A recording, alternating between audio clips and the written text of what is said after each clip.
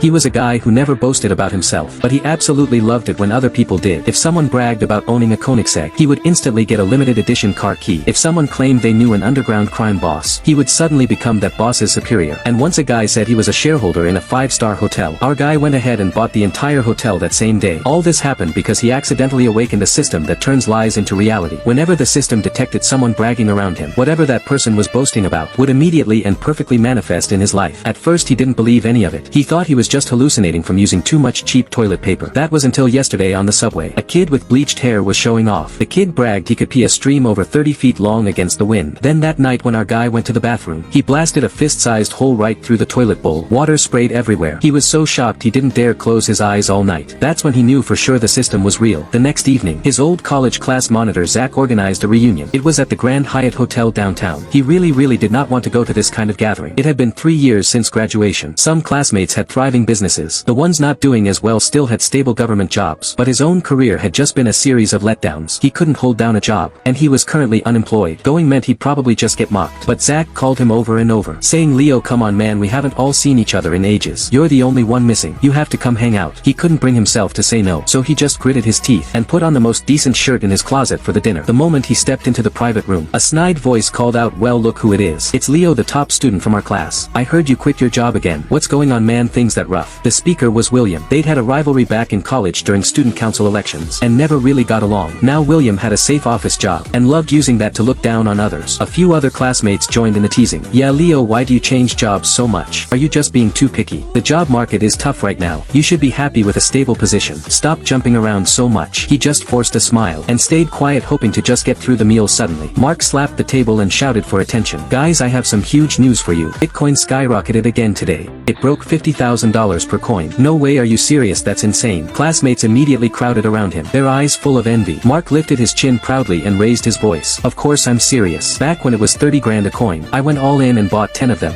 That was $300,000. About 2 million yuan. Now it's almost doubled. I made over 2 million pure profit." "Holy crap Mark, you're a genius. You've been hiding your skills. 2 million is years of salary for me. When are you going to show us the ropes? Help us make a little side cash too." Everyone was talking over each other praising him. Mark grinned from ear to ear, and kept glancing over at Leo with a look of pure. Leo was about to look down at his phone to avoid the awkward scene, when the system's voice chimed in his mind. "Bragging detected. Congratulations host, you now possess 10,000 bitcoins. They have been deposited into your Huobi account. Please check your balance." His heart skipped a beat. His fingers moved on their own to open his account. The numbers on the screen made him hold his breath. There they were, 10,000 bitcoins. At the current rate of $50,000 each, that was worth a staggering 3.35 billion yuan. Holy crap, is this real? He couldn't stop a low exclamation, his voice full of disbelief. Mark heard him, and his face instantly tightened. He looked away briefly, then doubled down. "Of course it's real. Why would I lie? I can show you the transaction history right now." He pretended to reach for his phone. He had never bought any bitcoin. It was all just talk to sound impressive. "Oh, no need, no need. We believe you Mark." Everyone quickly chimed in to smooth things over. Nobody actually wanted to see proof. Leo also waved it off, saying, "Sounds impressive.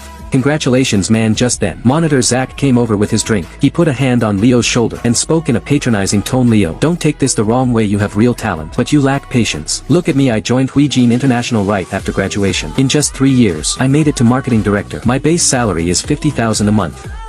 Just 2 days ago I bought an apartment. I paid over 20 million in cash for a full-floor penthouse. The view of the Huangpu River is absolutely unbeatable." He paused for effect, his tone turning condescending. "If you're willing to work under me, I can get you a manager position. 20,000 a month, not as good as me, but better than being unemployed. What do you say?" The offer sounded helpful, but it was really just a way to boast by putting Leo down. He was lying through his teeth. Right on cue the system chimed in again. "Bragging detected. Congratulations host, you now own 80% of Huijin International and a standalone Riverview villa at Thompson Riviera. Property deeds have been sent to your email." Trying hard to contain his excitement, Leo took a sip from his tea, and said calmly, "Thanks for the offer Zach.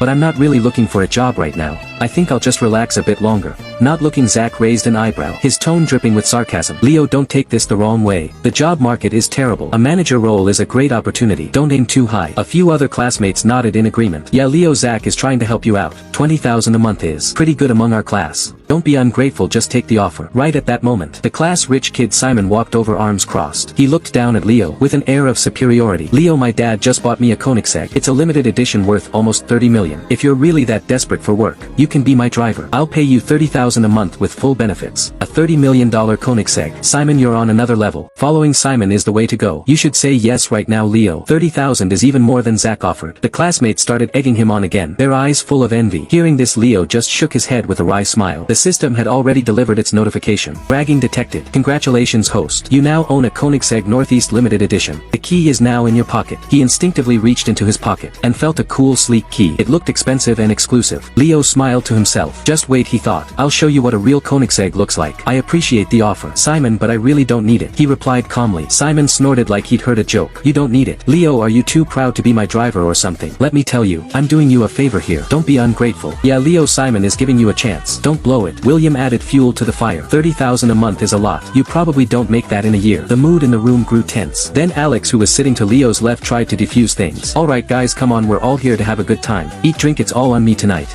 My uncle is the manager here, his name is David John. Wow, Alex, you're the man, having connections rocks. We'll save a fortune, Alex. You're awesome, we're ordering the expensive stuff tonight. Alex waved his hand casually. It's nothing guys, just enjoy yourselves. Bragging detected. Congratulations, host, you now own the entire Grand Hyatt Hotel. The general manager has been notified and awaits your instructions. The moment the system finished speaking, a text message arrived on Leo's phone. It was an official notice from the Grand Hyatt. He was now the majority shareholder and could visit headquarters tomorrow to finalize everything. For the next 10 minutes, the classmates kept the bragging going. Kevin thumped his chest saying, I know the owner of the Red Romance Club.